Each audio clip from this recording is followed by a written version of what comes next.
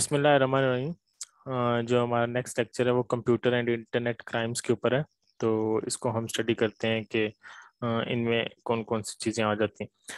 तो सबसे पहले as you read this chapter consider the following questions. अब कौन कौन से ऐसे इंपॉर्टेंट क्वेश्चंस हैं।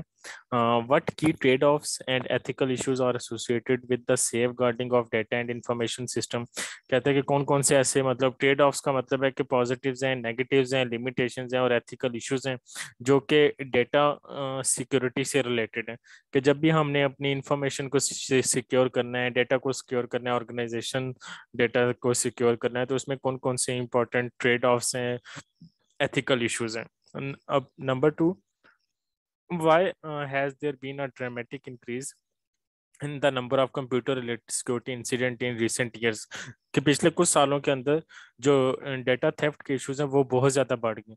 ठीक है, तो ये जो ड्रामेटिक इंक्रीज है, what are the reasons behind this dramatic increase, इसके बारे में देखेंगे। फिर and the last thing is what are the most common type of computer security attacks. के कंप्यूटर सिक्योरिटी अटैक्स जो नॉर्मली एग्जिस्ट करते हैं, सबसे कॉमन टाइप के जो सिक्योरिटी अटैक्स हैं वो कौन कौन से हैं, उनके बारे में हम देखेंगे। ठीक है जी, तो फर्दर आगे बढ़ते हैं। अच्छा जी, तो who are the primary perpetrators of computer crime and what are their objectives. कि कौन कौन से ऐसे लोग होते हैं जो कि कंप्यूटर क्राइम्स को कमिट करते हैं, उनके ऑब्जेक्टिव्स क्या हैं। फिर what are the key elements of a multi layer process for managing security. ठीक है, कि अगर हमने मल्टी लेयर सिक्योरिटी मैकेनिज्म बनाना है, just like a two factor authentication जैसे जीमेल आपको प्रोवाइड करते हैं। ठीक है, तो उसके लिए कौन कौन से इंपॉर्टेंट एलिमेंट्स हैं। ठीक है, फिर and the last question is what actions must be taken in response to a security incident. और अगर कहीं पे कोई डाटा लॉस होता है तो उसके रिस्पांस पे हमने कौन कौन से ऐसे एक्शंस परफॉर्म करने होते हैं। ठीक है, तो दीज आर सम ऑब्जेक्टिव्स जो कि बेसिकली हमारे इस लेक्चर से रिलेटेड है।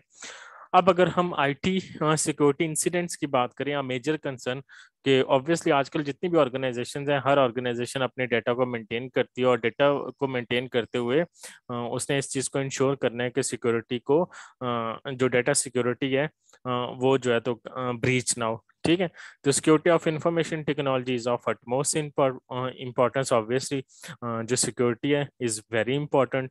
ठीक है, और बहुत इंपॉर्टेंट है कि जो डाटा सिक्योरिटी है उसको इंश्योर किया जाए।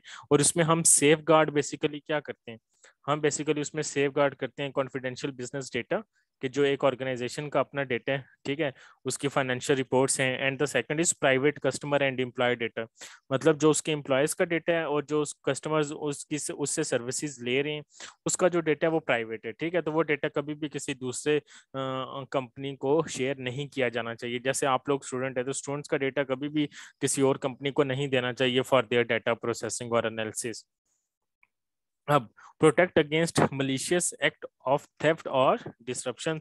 मलिशियस एक्ट का मतलब है कि anything that can harm give you harm, के मतलब जो आपके लिए ठीक ना हो, जो आपको नुकसान पहुंचाए, इस तरह का जो है तो कोई भी जो एक्ट है उससे अपने आप को सेफ गार्ड करने के लिए बहुत ज़्यादा ज़रूरी है। फिर balance against other business needs and issues. ठीक है, तो सिक्योरिटी इज़ वेरी इंपॉर्टेंट।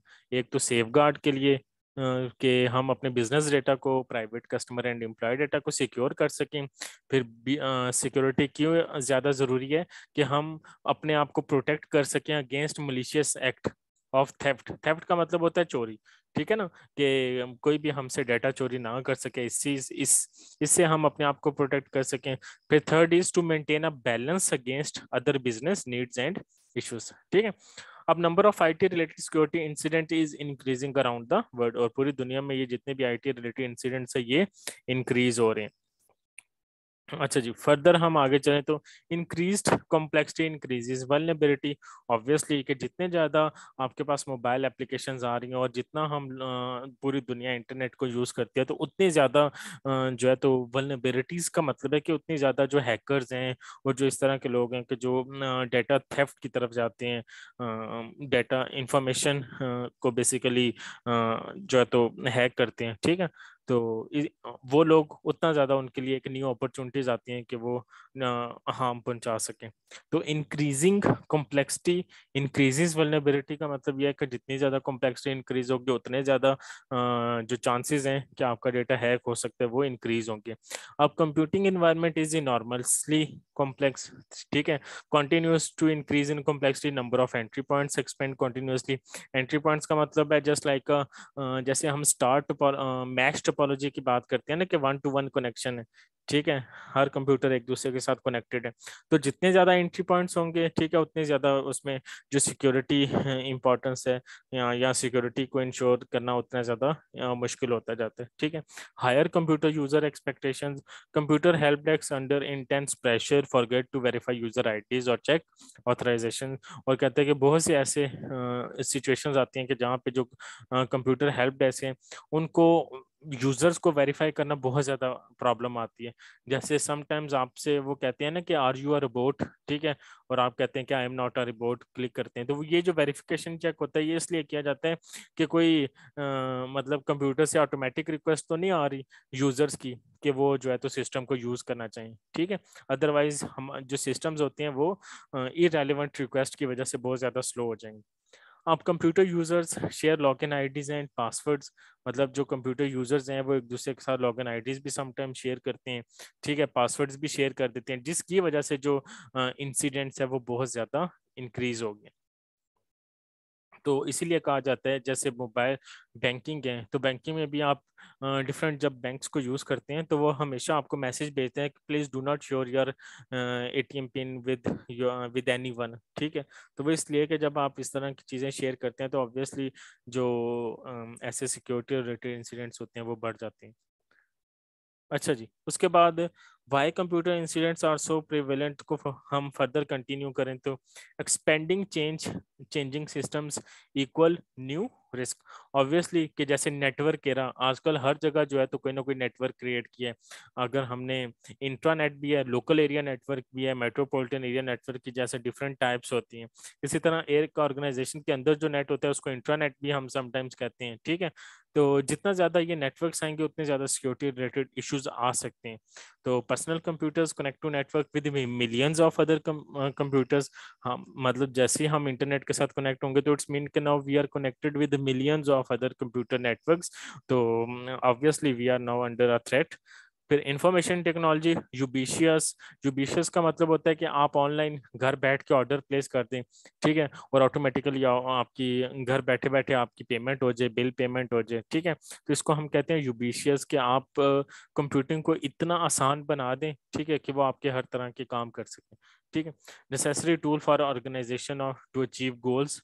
फिर increasingly difficult to match pace of technological change.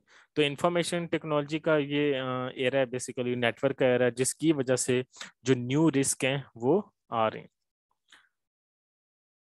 अच्छा जी, फर्दर हम जाएं तो increased reliance on commercial software with non vulnerabilities.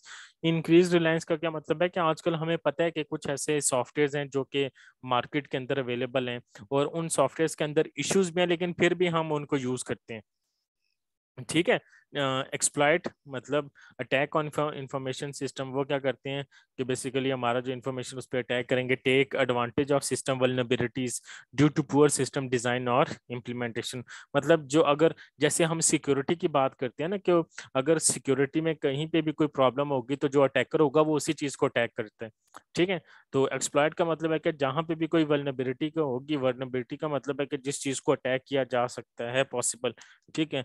तो जहां पे भी कोई वल्नरेबिलिटी होगी तो वहां पे जो अटैकर होगा उसको अटैक करेगा और उसको एक्सप्लॉइट करेगा।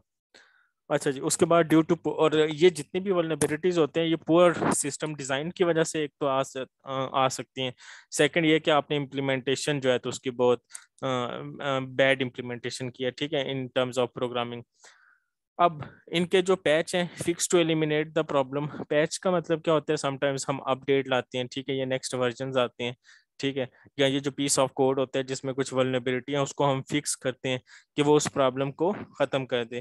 फिर users are responsible for obtaining and installing, ठीक है, delays exposes users to security breaches.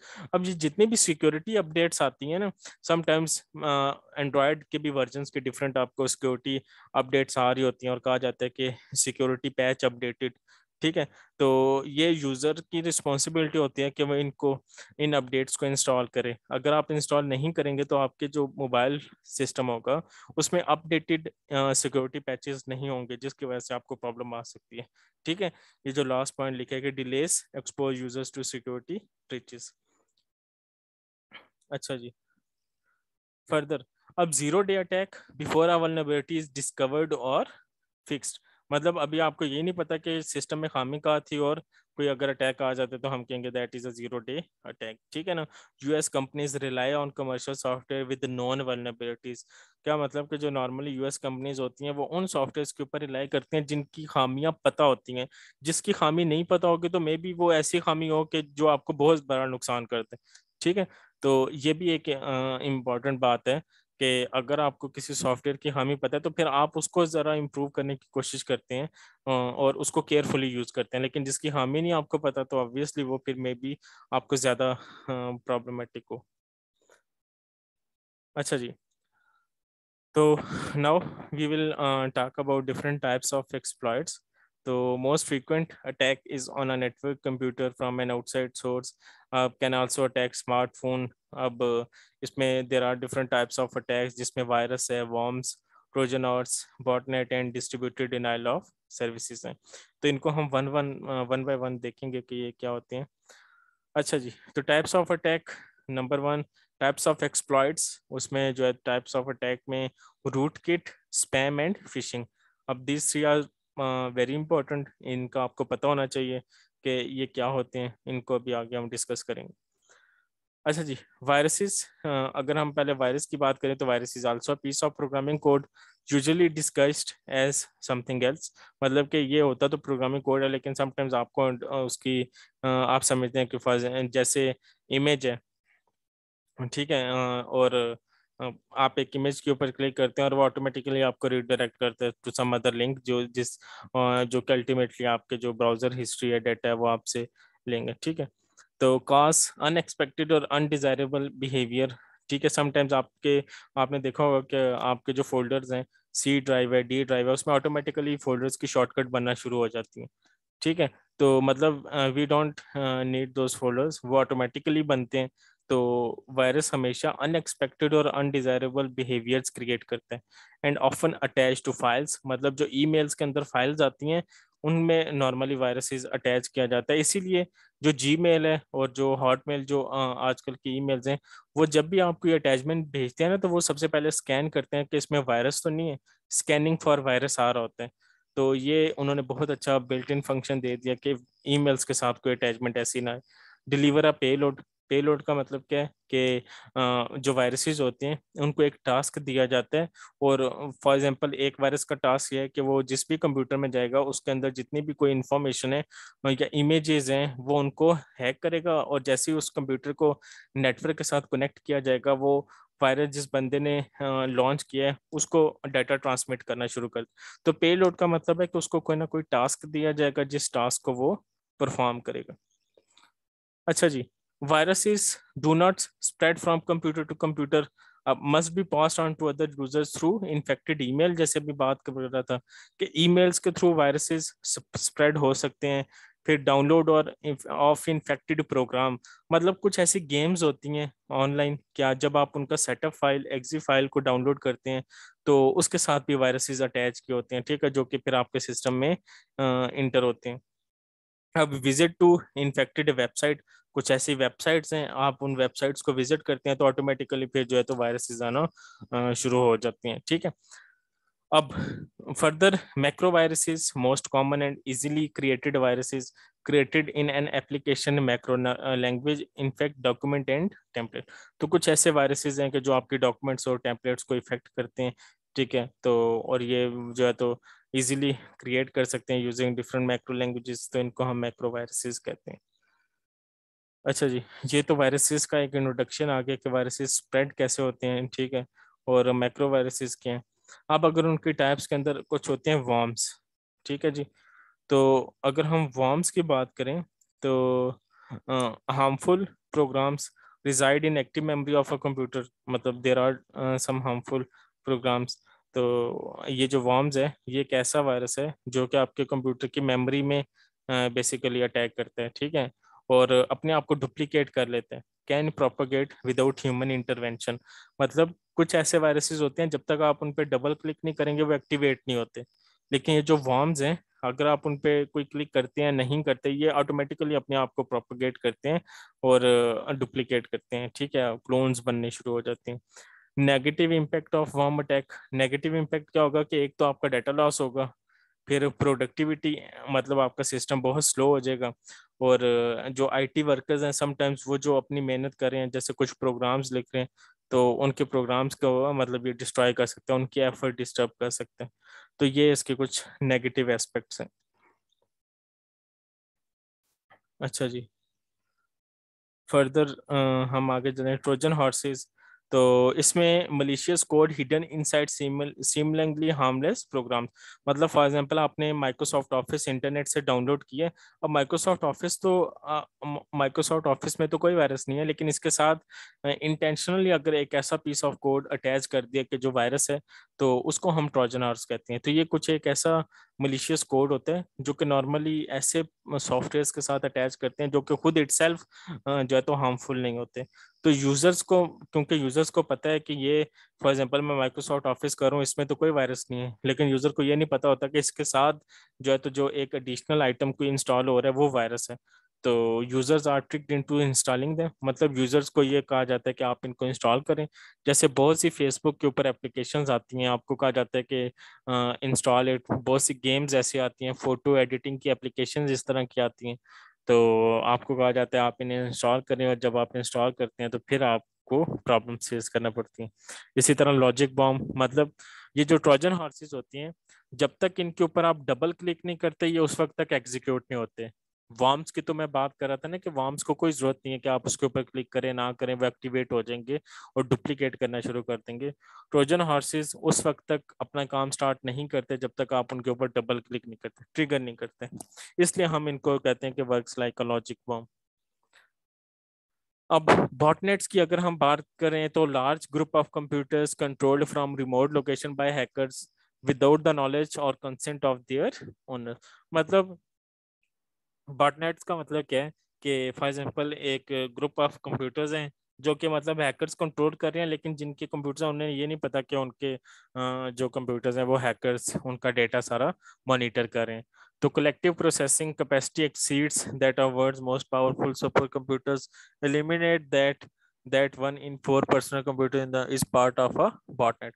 तो इसमें बेसिकली क्या है कि जैसे ये एग्जांपल दे रहे हैं कि यूनाइटेड स्टेट के अंदर जो चार में से एक कंप्यूटर है वो बॉटनेट का पार्ट है, ठीक है।